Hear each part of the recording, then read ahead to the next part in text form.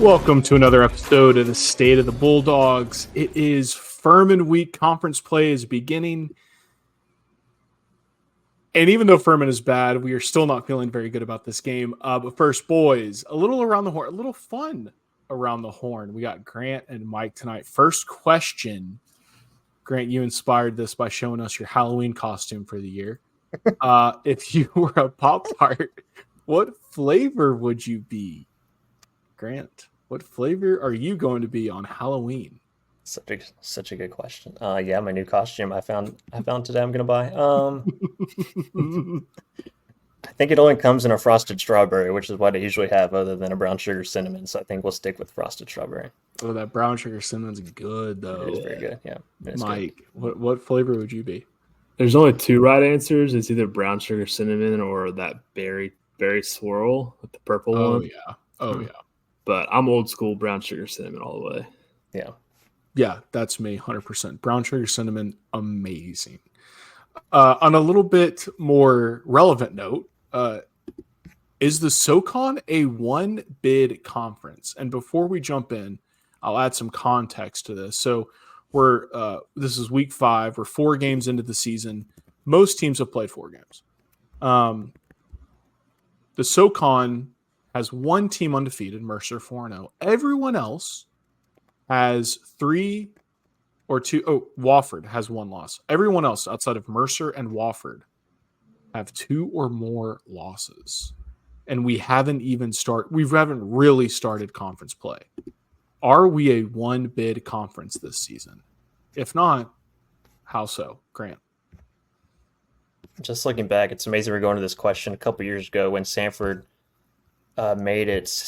SoCon was a 4-bid league the first time that had happened since 1982 that they had 4 teams in the field. So, actually, that was 3 years ago when we went to Youngstown State. That was a handful of years ago, but still, going to now. That's a good question. I've never really seen this before. As we said, Mercer 2-0, undefeated 4-0. Citadel 0-1. We know that's not happening. Chattanooga. I still think they'll get a couple teams, whether that Western Carolina kind of goes on a run, becomes a second team. So I think we will get a couple teams in, but it's just a matter of how conference play unfolds, because especially in this conference, teams can beat each other up. Yeah, it's not likely that we're going to have somebody run the table. Mike? Yeah, it's tough. I think our conference had a tough non-conference slate. I mean, we played a bunch of big-name FCS teams. In addition to the usual, Power 5 SEC, ACC teams. So, but it's tough because our conference does beat up on each other. So, Chat sitting at 0-3, like they're not going to run the table against the SoCon. Well, they've already lost to Mercer, so they can't. But it's going to be tough for anybody that's sitting there with a losing record right now to gain enough steam in the SoCon play to get in. Yep. Yeah, what's unfortunate for Chat is they have 2 bye games. So usually it's just 1, and you would think that they'd be 1-2 right now with that loss to Mercer. But they have Portland State coming up, who is not good, but considering Chad is 0-3, it's just and only scored 3 points against Mercer, it's hard to say exactly how that'll go. Mercer's undefeated. They might. I mean, I told you all before the show, I look like an absolute dingus for discounting this team from the get. And here they are sitting 4-0, having beat Chattanooga, the preseason darling. Hard to say, though, if Mercer can continue that run. I think the only shot of us getting 2 or 3 teams in is if Mercer does continue a crazy run and then I guess loses 1 or 2 late, and another team like a Chattanooga, who might have 3 losses at the moment, ends up somehow winning the conference over a 2-loss Mercer, and then you get 2 teams in. Otherwise, we blew our chances because we did have so many non-conference chances as a conference, like you said, Mike. But William and Mary, my gosh, they ran train through us. Beat VMI, Wofford, and Chattanooga or Furman. So not great. Just looking at Mercer's schedule real quick, they could be undefeated when they come to Homewood October 19th. They're at Wofford this weekend, a bye. They host Princeton, and then they're at Samford on October 19th. So they could literally be undefeated when they come into Homewood. So heck yeah, that would be exciting. Maybe the Dogs will find their groove. Maybe the defense will be actually good and the offense will find a rhythm, but maybe not. That's what makes this week so difficult, boys, is Furman coming into the season, they lost the entire team, or pretty much the entire team. And you thought, okay, Furman's going to reload. It's a good program. And while they have reloaded to a degree, they haven't been god-awful. Their record would indicate otherwise, but they haven't just played god-awful. They're young. And the youth is really showing. And it makes it hard to judge because we are not young. We are old, but we have played poorly. So it's just a young team playing poorly who probably has a higher ceiling than our team, and an old team playing poorly who we just kind of are who we are. It feels like a coin flip. We'll get into it a little bit more. But first, let's start off with some trivia about Furman, one of my favorite things. So this is it's not an easy question in the sense of I doubt you know the answer, but at least there are limited options of what is right. So Bobby Johnson was the head coach at Furman from 1994 to 2001, leading them to the national championship game where they lost to Montana. Before taking the head coaching job at what SEC school? And then bonus, who was his quarterback his last few seasons at Furman? So what school did he get hired from after leading the Paladins to the national championship game? Anyone have a guess? I think I know the bonus question, but the original question, that's tough. I'm going to stick with state of South Carolina and go with the Gamecocks. Okay. Because I don't know who their coach would have been. I don't either. That would be pre-Spurrier because I think Spurrier was at Florida during that time. So I'm going to go South Carolina. Not a bad guess. I'm sure they're in the dumps. Needed a new head coach. Grant? Yeah, you're running through the list of SEC teams trying to find, okay, this coach coached at this school. Okay, go back and forth. Kind of the same vein as Mike, like a team we don't know. Maybe Vandy? Like, would that be a school? Because once you go through all the schools we grew up with this conference, right, we know a lot of these coaches. But, yeah, maybe Vandy. Well, one of you is correct. Shockingly, one of you is correct. Grant, it is Vandy. Oh, Vandy. Let's go. In fact, he coached Jay Cutler. That's how wild. Oh, okay. Wow. Yeah. Oh, wow. Yeah. I would have asked, something about Jay Cutler, but that's a little too far removed from Furman. So the bonus question, I think both y'all. Embarrassing. Wait, this means I went to his football camp as a kid. Didn't even know it. Whoa. Yeah. What was the Vandy football camp like? It was cool. I got an autograph from Jay Cutler.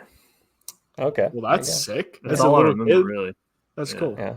I went to the Vandy basketball camp, which was sweet because you got to play on the actual court. Yeah. And the Vandy baseball camp, which would be even cooler once their new stadium is done. But yeah, that is cool. I went to the Bruce Pearl basketball camp in Knoxville. And I had Dane Bradshaw, if y'all remember him. He's like one of my favorite Tennessee players. He signed one of my shoes, and my mom was cleaning out my childhood closet this week and sent me a picture of just like a pile of stuff and said, like, what do you want me to keep in here? Yeah. I saw the shoes, and the little signature said, don't you dare throw those shoes away. Signed by Dane Bradshaw himself. Okay, he's an SEC Network analyst now for basketball. He is, yeah. Those were the growing up, the best camps were the college. I went to Rice baseball camp. We lived in Houston. TCU baseball camp. I was terrible at baseball. But TCU baseball camp. We lived in Fort Worth, and then obviously Nashville, Vandy. That was, thinking back, those were sweet. I mean, you get to go in those college stadiums, and I was a little nervous about being around the college players. They were a little intimidating, but I think Chris Lawson was there when I was there at UT. Yeah, that's fun. Yeah, those are good times. But the bonus question, who was the quarterback his last few seasons at Furman? If you need a clue, one of his highlight clips was in our original intro song when we were State of the SoCon for 2 weeks. What a run you guys had there, right? Oh yeah. Yeah, incredible. We played against this answer a couple weeks ago, and that's Billy Napier. That's right, it? Billy There we go. Napier. I forgot. Mike, Of course it was. you didn't know that? No, I told you guys like 2 weeks ago that he went to Furman, and I just forgot. Yes, you did. It's a Monday. My brain's not working. Yeah. Yeah, that was a fun state of the SoCon, a fun 2-week run. I think we all decided that it was a ton of work to try to talk about. Covering 10 teams in an hour, not fun, right? Well, we didn't think that there was enough Samford content to cover a full episode every week. So, boy, were we wrong. That's how it started. Yeah, that's true. That's how the thought process worked. And then we were like, nah. We'll just add in random trivia questions and talk about Pop-Tarts to fill the time. There you go. There's only so many VMI games you can watch. Like, oh, dang, I don't want to watch any more of these. Can we talk about something else? That's what you do when your team is 1-2, and looking how we did against Alabama State. So there might be a few more Pop-Tart questions as this season matures, so to speak. But Furman, all right. So coming into the season, like we said, we knew they're going to be young, replacing a lot of talent, but there seemed to be enough there to give us all confidence of putting them in our top 5 through 4 games or 3 games. That has not really played out. So obviously they got trounced by Ole Miss 76-0, but then in a stunner lost to Charleston Southern, who Citadel had just beaten the week before 24-20, laid it on Stetson, who is not good, 48-7, and then played a tough game against top 15 William and Mary, lost 34-24 on the road. But I think we'll start, boys, with the quarterback. So coming into the season, Mike, you had mentioned they had reigning freshman of the year, Carson Jones. And it seems like the last 3 games they've migrated to a true or a redshirt freshman. No, true freshman. I think actually, I don't know. Yeah. I think he's a true freshman. Yeah, class says true freshman. 6'3" from Tampa. He looks okay. So just running through this, he was against Stetson. Like I said, Stetson is terrible. Watched a few drives of that game. The offensive line looked really nice. They were able to run the ball well, gave them a good pocket. I mean, they played about as well as you could have. But given the level of competition, it's hard, don't read too much into it. But that was his best game. He was 20 for 27, 267 yards, 2 touchdowns. Against much better competition, he was 13 for 26 with 2 interceptions and 2 touchdowns. That is what a freshman stat line usually looks like if they're good. A few touchdowns, probably as many interceptions if they're throwing it a couple times. But he looks like there looks to be some potential. But at the same time, you like to see that he's making freshman mistakes. We'll start there. Quarterback. Yeah, another former 3-star is Davin Widener started for West Georgia, was a 3-star. Heaton was a 3-star. He had offers from App State, Stetson, Toledo, and Towson, and UCF, and UT Martin too. So, Interesting. Another guy we didn't know what to expect. Maybe kind of has the same success. I don't know if I have same success on the ground that Widener did, but still another former 3-star that Samford will have to prepare for. I was watching some highlight reels of Trey, and it looks like he can hit the deep ball. He's had a couple of beautiful 50, 60, 70-yard passes. I don't know which games they were, so it could have been Stetson or it could have been Charleston. He had a 64-yarder against Charleston Southern, a 58-yarder against Stetson, and then an 84-yarder against William and Mary. Yeah, they're nice contested deep balls. So kind of reminded me of Hires a couple of years ago, and our secondary is not a strong suit, so that's like my one concern. But I agree, he is a freshman. But Furman has to have faith in this guy because they're starting him in favor of Carson Jones, who, like we said, reigning freshman of the year. People were really high on him. I think some people thought he was going to be SoCon Player of the Year this year, and they quickly pulled the plug on him to put this Heaton guy in. So yeah, I mean, they basically 1.5 games in, they pulled the plug. Yeah, they played him. I think he played like maybe towards the end of the fourth quarter against Ole Miss, and then came in pretty early on in their second game and has been starting since. So, yeah, the quarterback seems – I mean, Mike, the fact that he's hitting those deep balls is worrisome because their secondary is not necessarily a strength. However, helping the fact that it seems like we have an advantage at quarterback is the offensive line. So we have not spoken well about our offensive line this season. Theirs may be worse. So here's a few more stats about the Furman offensive line. They've given up 10 sacks on the season. Granted, as we talked, Quincy is a mobile quarterback. We've only given up 6. Still quite a few.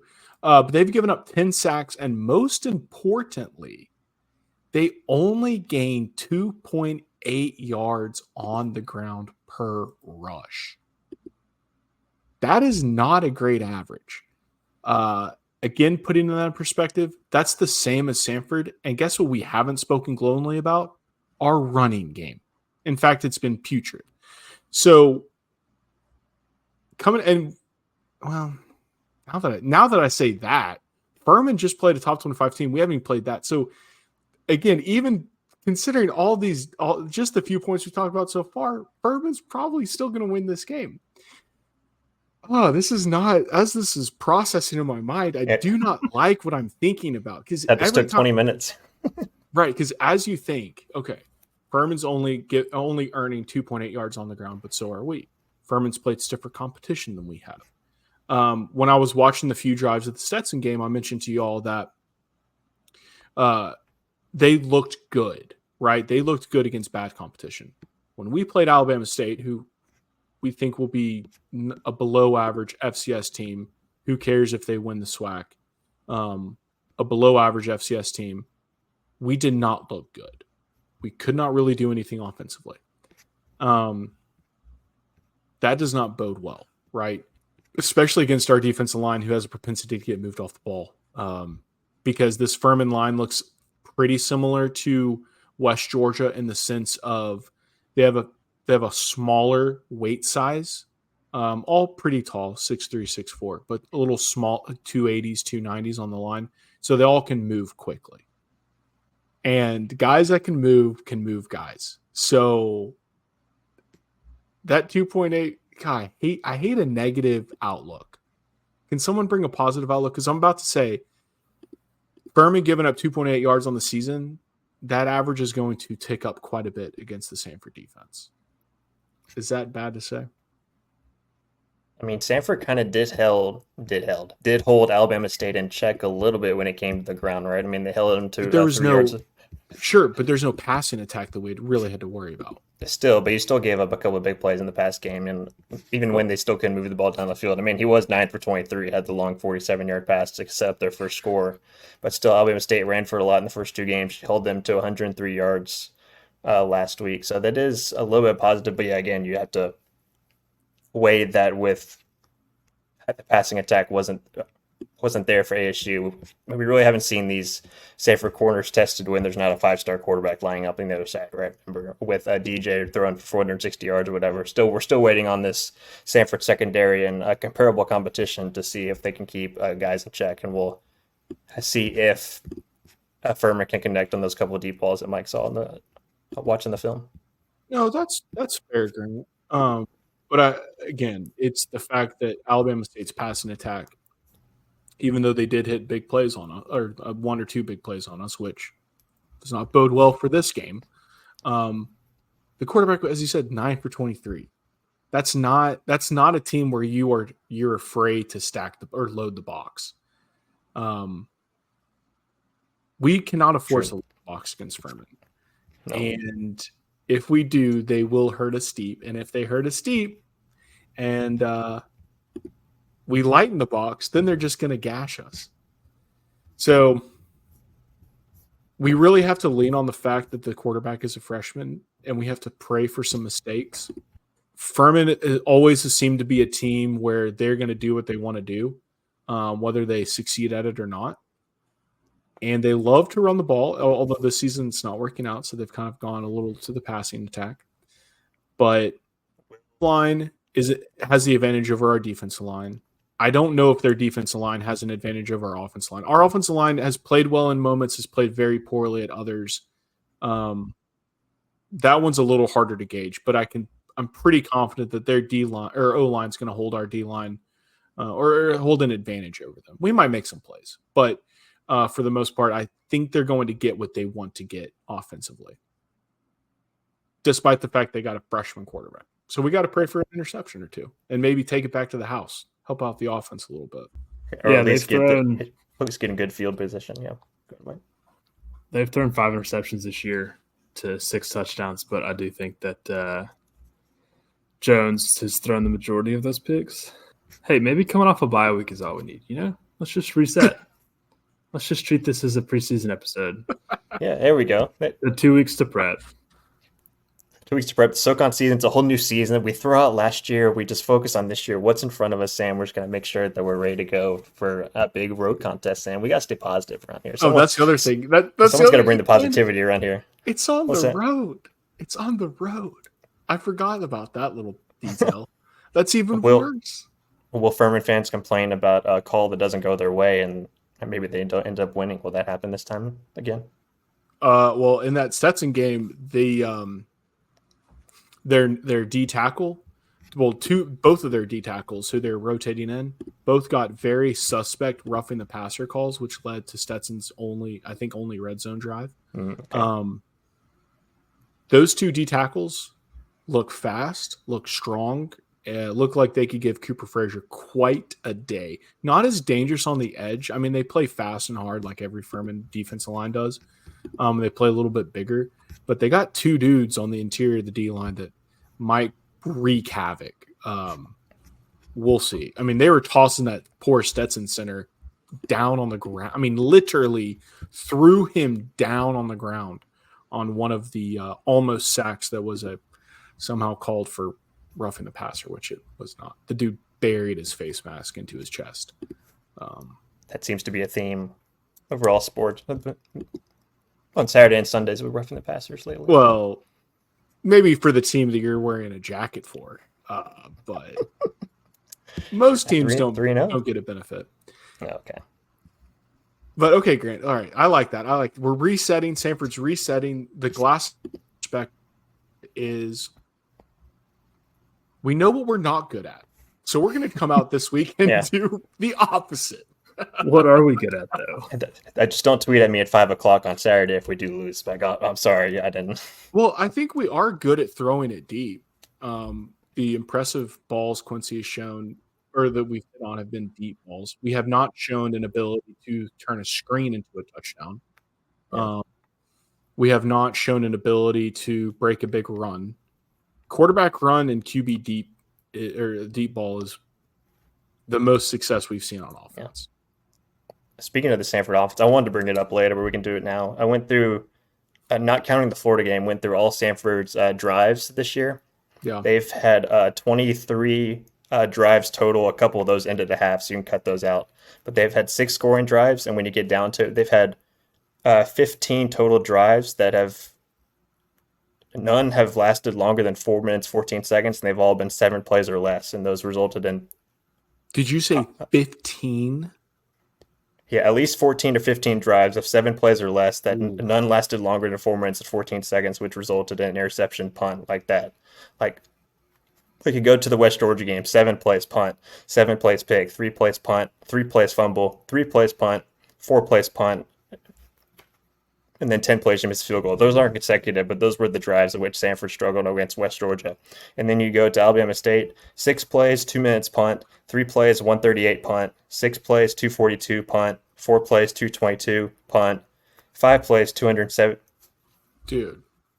2 minutes and 17 seconds pick, 3 plays, 1 minute and 27 seconds, 3 yards punt, 5 plays, 213, 11 yards punt, and then a last drive, 6 plays, 28 yards punt, and not counting those scoring drives. Yeah, they've had 15 total drives that haven't lasted more than 7 plays. That's well, at least it's not a bunch of 3 and outs, you know. At least we're converting 1 first down and then punting. 1, 2, 3, 4, 5, 6 3 and outs. So. Dude, that's terrible. That is terrible. Sam, it sounds like hello, like our Power 4 team we have. But yeah, you go to the scoring drives. The 8 plays, 10 plays, 19 plays. One play was the big Brendan Jenkins touchdown against West Georgia. Then against Alabama State, 7 plays, 13 plays were those two of the scoring drives. Yeah, it's just Samford's inability to get consistent drives down the field when your defense. That just means your defense is out there more and exerting more effort and kind of losing a little bit of steam. So, can the offense consistently sustain drives to help the Samford defense get a little rest and play a little bit better since they won't be out there the whole time? That's one big thing that Samford needs to focus on coming out of this bye week. Sure. Yeah. Another thing, I'm looking at these just team stats for Furman. Something that's really skewing it is the William and Mary game, because William and Mary just ran train on that defense. Because you look at their average yards given up per rush, and it's like 5 yards, which is absurd. But I just checked the Charleston Southern game, and it was only 2.9, a game that they lost. I think our game is going to look a little bit like that Charleston Southern game. I think Furman probably wins by about 10 points as opposed to just 4. But they held Charleston Southern to 3 yards per rush, and the passing defense played fine. I mean, neither Samford or Furman at the moment looks like a good football team.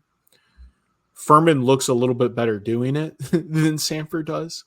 But at the end of the day, when you're just looking at Furman's offense, you're not too inspired. But you're not too inspired by Samford's defense outside of our linebackers who have played out of their freaking minds so far this season. And so maybe you give the edge, like if this freshman kid's really hitting on all these deep balls and that's kind of their identity in the passing game and they still try to make it work with the run, maybe, like I said, maybe we find a few plays here or there to keep it close. But this is a team where the offense is going to have to score to win the game. And I'm not sure if we can do it. Am I biased coming off that Alabama State game? Yes. Do I think a bye week fixed any of our issues in terms of the ability to block, the ability of the running back to see the hole, the ability for the wide receivers to catch the ball, the ability for the wide receivers to block on the run, the ability for the quarterback to see the correct pass, the ability for the wide receivers to get separation? No. So what out of there can you take out? Because you basically laid out every different scenario. Quincy can still run, baby. Run, Quincy, run. There we go. Okay. I'm glad we found it. He basically listed everything that could possibly happen other than Quincy running. If Samford, look, Samford wins. All right. Well, I've talked a lot. Y'all talk about what it'll take for Samford to win, and we'll see if that's what. What's up with Micah Kelly? Did y'all talk about that in the post-game show last week and his lack of carries against Alabama State? No. I was thinking to bring that up before you did, but yeah, I don't know what the issue might be. I don't know if just DeMonte's just taking over the RB1 spot. Yeah, Micah with 2 carries against Alabama State. Yeah, that is crazy.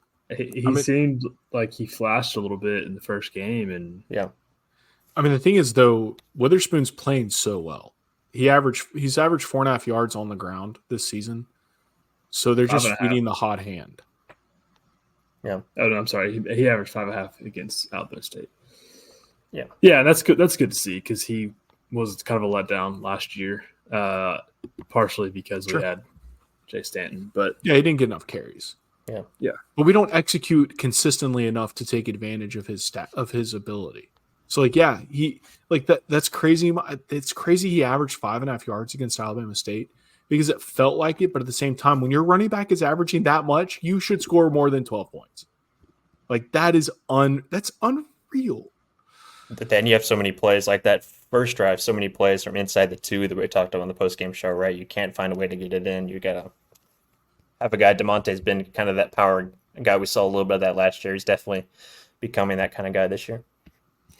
Yeah, it's #loves to dump the ball off, and you would think that Micah Kelly is more built to do that. So yeah, it seems like we've replaced though that little dump and go with quarterback run because the running back carries haven't really taken a hit. A little bit. I mean, a little hit. Like I think DeMonte has 40 some odd carries. You would expect RB2 to have maybe 30, and we're at 18 with Micah Kelly. Quincy's at 41, has one more rushing attempt than DeMonta, which is crazy. It seems like, though, that's the quarterback run has taken priority over some of those. But still odd that we can't capitalize on these screens that we're used to seeing.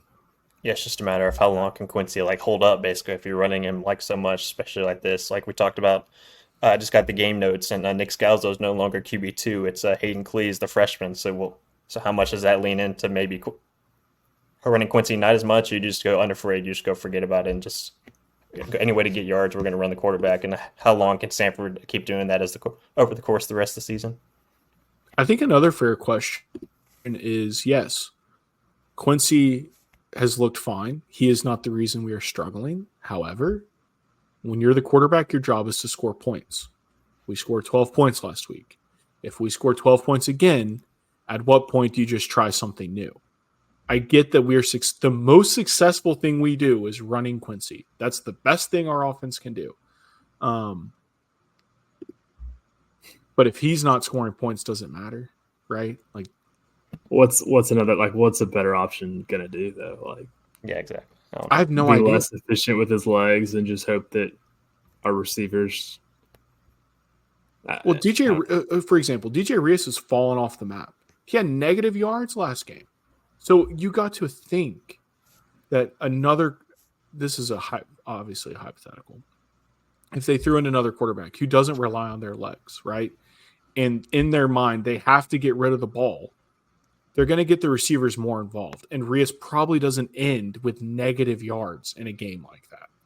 And maybe when you put the ball in the other good athletes on your team's hands, more good things happen. That may be too simplistic, but and DJ's had some fumbling issues too over the course of the first few weeks too. So buttery hands. To put it politely. Yeah. Hey. Yeah. He didn't fumble in his last game. He lost 8 yards. 2 catches. For negative 8 yards. So he broke the streak. Here we go.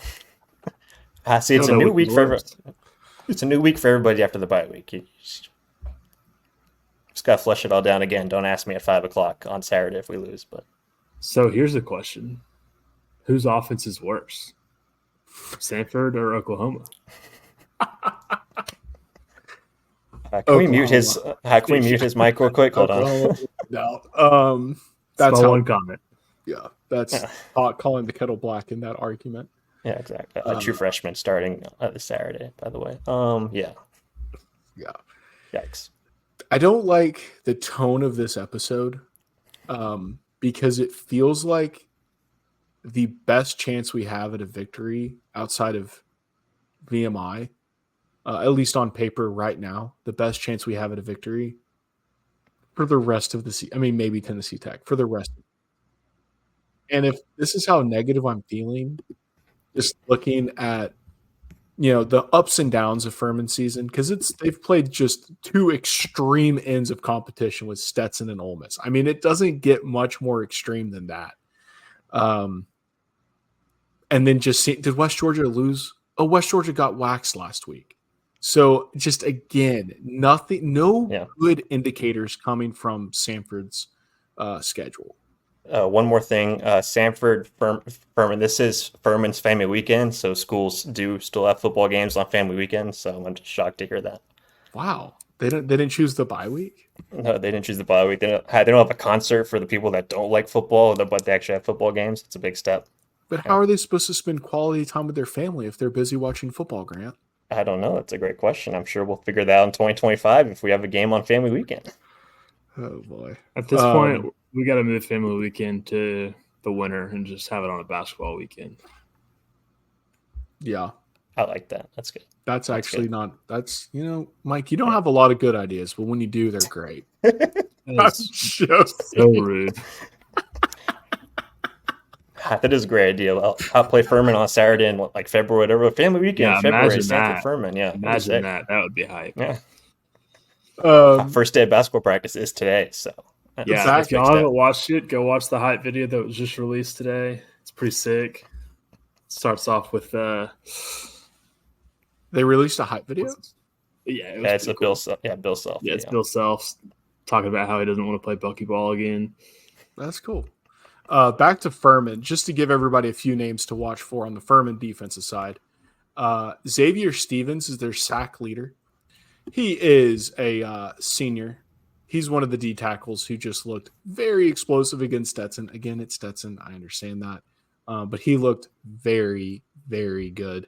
Their tackle leader, a guy who actually we gave a shout out to either our first year or last year, Evan DiMaggio, stud linebacker. That kid can play football. Leading tackle on the team, no surprise. Followed pretty closely by Trey McLeod, a safety. Usually not a good sign when your safety is second on the team in tackles. Again, this Furman team has not played that well this season. It's just never a good sign unless you're Troy Polamalu in the Steelers, if your safety is the second leading tackler. Or Jaquaski Tart, or if you're Samford back in the day. Exactly. If you have an NFL safety, great, awesome. He should be the leading tackler because that mother trucker's all over the field. But with that said, I know that Furman, we've harped on it, not that great. Samford, not that great. Grant, tell us how we're going to win the game. We're going to score 12, and Furman's going to score 7. 12-7. A rock fight. A rock fight. And maybe Samford makes a field goal this week. I don't know. Gosh, we're so negative, but still, it's No. But we still, cannot make a field goal, Grant. No, we can't. Barely your points. So we're going to go for it every time. I just hope it isn't blocked. I think it's still like going back to the offense, being able to sustain drives. The longer they're on the field, the more rest the defense gets. Maybe Samford could open the playbook up a little bit instead of maybe those screens that we talked about aren't working. They've got some big plays down the field. They had the throw to Brendan in week 1. They had the throw to Brendan in week 2. Then they had a couple throws to Ian Cousin in week 3. So I think they could extend the field a little bit more on offense, and that maybe just open the playbook up. See how on offense, if they can sustain drives, and then defense, just keep doing what they're doing, and maybe the secondary can keep the Furman receivers in front. So it's just a matter of the secondary playing good sound football, and then the offense, if they can sustain drives and score points. Mike, keys to victory. I don't know. If it wasn't already bad, they have Devin Hester Jr. on their roster now, so I don't think there are any keys. We're toast.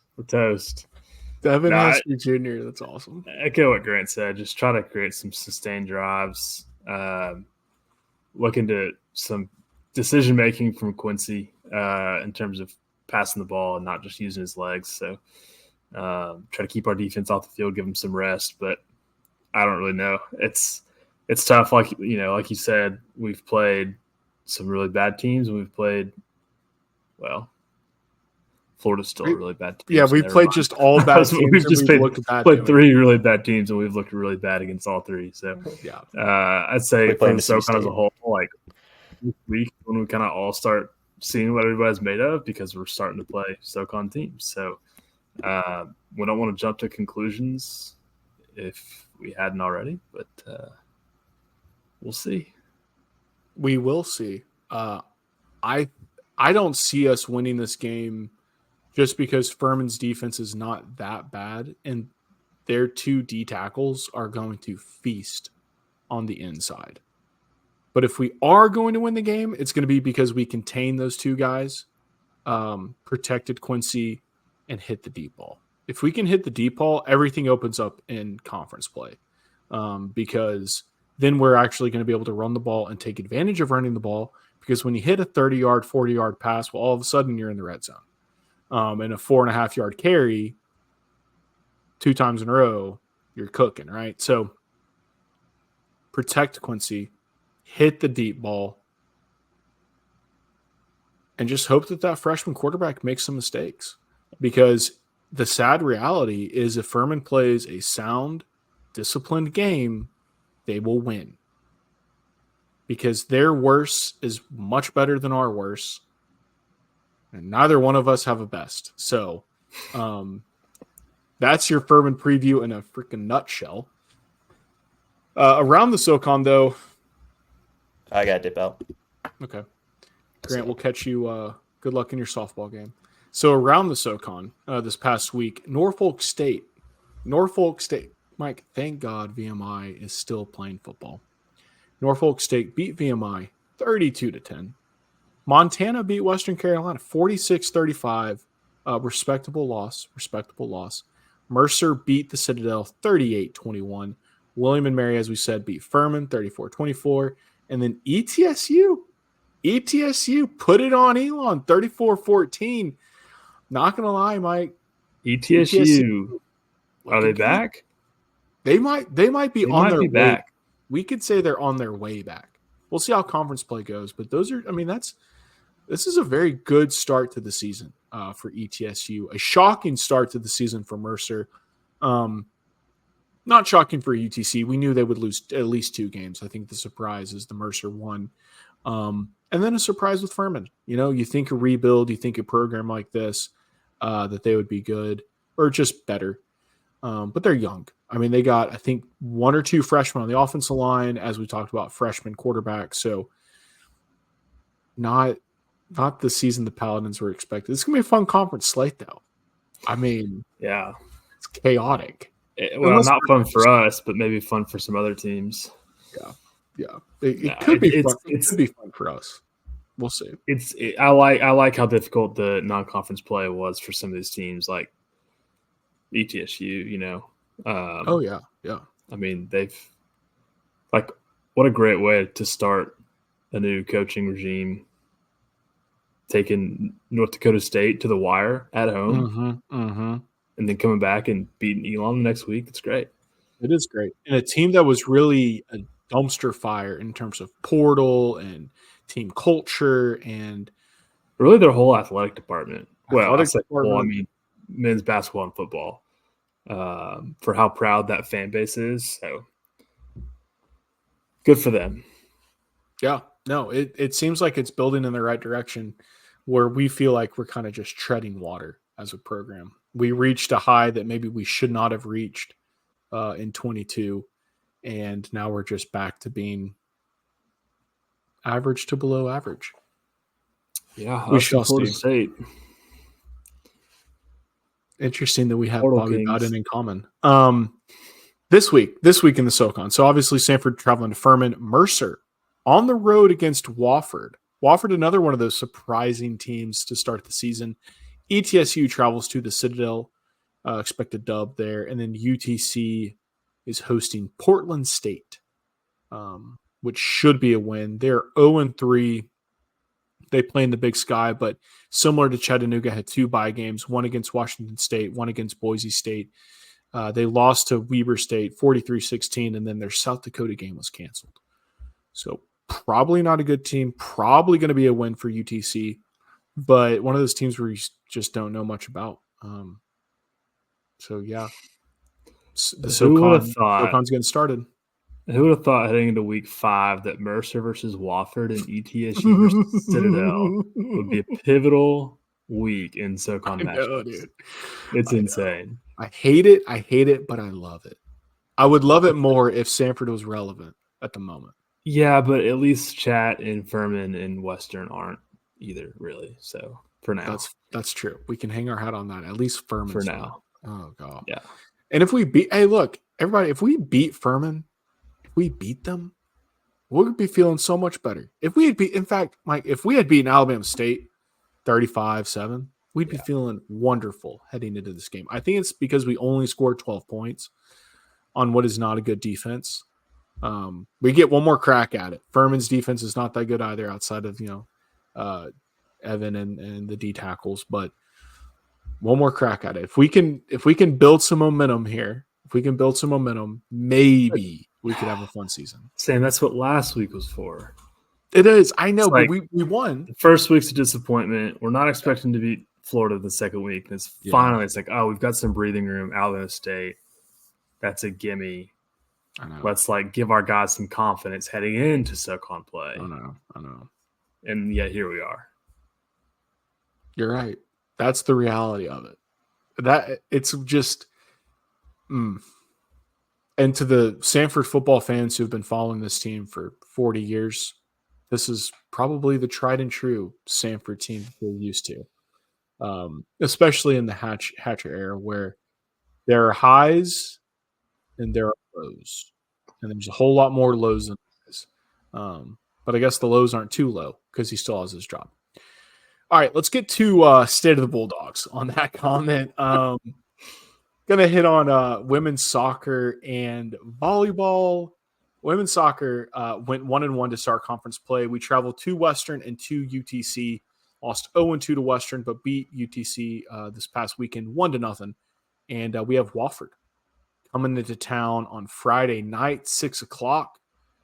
Should be a good one. Wofford is 5-5-1 on the season. Most recently, beating Citadel 4-3, but they lost to UTC, who we just beat 1-2. So it should be a pretty tight game. Helps the word home.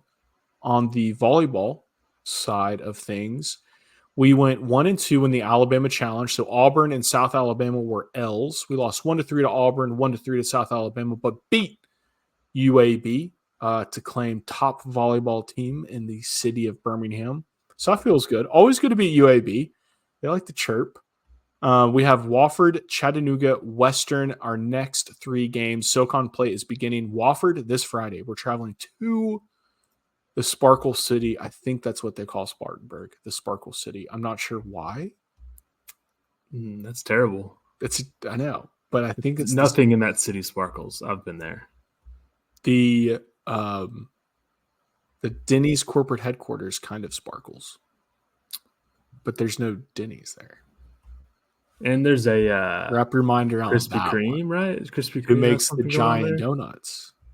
Yeah. It's a special Krispy Kreme. Again, never been there, but my brother talks about it because he went to that community college in Spartanburg. And cross country, I think. We've got for cross country on the 27th. We've got so this week, Florida State pre-regional. Interesting. I wonder who all is. There's probably like 70 teams from Florida and surrounding area. Interesting. I don't know why the first time we've paid attention to cross country, and I'm not going to lie, the timing of these races is a little weird because we raced like 2 weeks ago, and we don't race. That's a 3-week break, basically. Yeah, I would think they have a race every week or every 2 weeks at least. Right. I mean, this is going to sound bad, but you're just running. It's not like. All right, Sam. Hey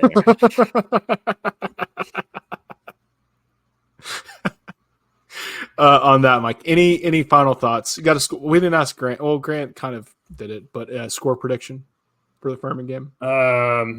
Before I say score prediction, Samford basketball, men's basketball just started practice today, I believe. Wow. Like we said, hype video out on socials. 42 days till we tip off against Mississippi College. I think Grant might have already mentioned that. Score prediction for Furman Samford. I'm going to go 17-10 Furman. I don't hate that. That seems reasonable. Yeah. How I feel about get Samford, 10 points. Yeah, how I feel about Samford football is basically coming into this basketball season, first game, we found out no one on the team could dunk. That's how I feel about this football team. Very not good. Very not good. Yeah. Hey, we've got a couple guys that are solid at layups, though. Fundamentals. Thank you for playing along there. Yeah, we got a few guys who can lay it up. I'm going to say we win. I mean, Furman's not looking too hot either. I say we win. Defense plays another gem of a game. Freshman quarterback for Furman really comes out and plays like a freshman. And I bet we win 17. Well, we're not making a field goal. We're not making an extra point. 13-7. 13-7 in an absolute rock fight for second worst team in the SoCon. We'll see if that's true. That would be hilarious if that happened. I can see it happening. I would take it. I will take any win over Furman. What time is the game Saturday? 2:00. It's going to be, or 2 o'clock Central, 3 o'clock Eastern. It's going to be nice and toasty, I'm sure. But maybe not. That hurricane's coming in, so maybe that'll disrupt the weather. We'll see. All right, with that weird episode, State of the Bulldogs is out. We'll catch you on the post game.